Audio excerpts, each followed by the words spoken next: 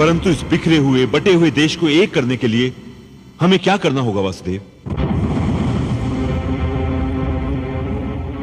अश्वमेध यज्ञ। इस देश को एक करने के लिए आपको अश्वमेध यज्ञ करना होगा बड़े भैया। क्या? अश्वमेध यज्ञ? अश्वमेध यज्ञ अर्थात फिर वही युद्ध, अश्वमेध यज्ञ। ये आप क्या कह रहे हैं वासुदेव? अभी तो हमारी आत्माएं महाभारत के युद्ध की पीड़ा से उभर भी नहीं पाई हैं। अभी तो उस युद्ध की कटु यादों ने हमारे सपनों नींदों में विष घोल रखा है। अभी तो हम उस युद्ध के पश्चाताप से पीछा भी नहीं छुड़ा पा रहे हैं। और आप एक बार फिर युद्ध की बात कर रहे हैं। साध साध सब नेक हैं, आप अपनी ठोरी, जो सतलोक ले जाएंगे वो साधु कोई और।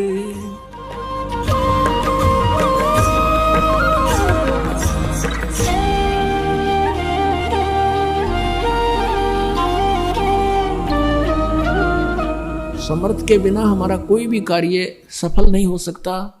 अधिकारी ही उसको हमारे सब दुखों का निवारण कर सकता है। हमारे आध्यात्मिक अनुष्ठानों को भी वही सफल कर सकता है। जैसे एक समय युधिष्ठिर को बहुत भयंकर स्वप्न आने शुरू हो गए थे। महाभारत का युद्ध हो चुका था, युधिष्ठिर जी गद्दी पर विराजमान थे।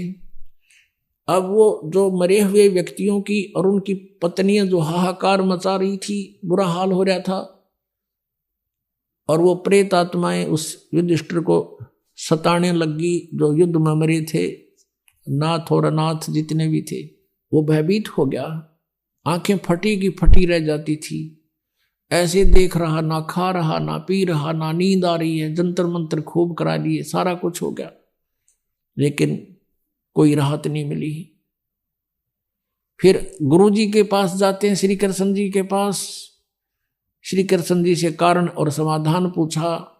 श्री कृष्ण जी ने कहा कि तुमने जो युद्ध में बंधुघात किए हैं, ये तुम्हें हानिकारक हो रहे हैं। वो पाप सेध गया, वो पाप तुम्हें दुख दे रहा है।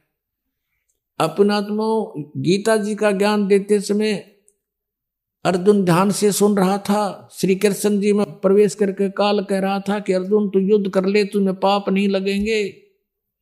गीता जी के अध्याय नंबर 2 के 37 और 38 में कहा है कि तू युद्ध कर, तुझे पाप नहीं लगेंगे।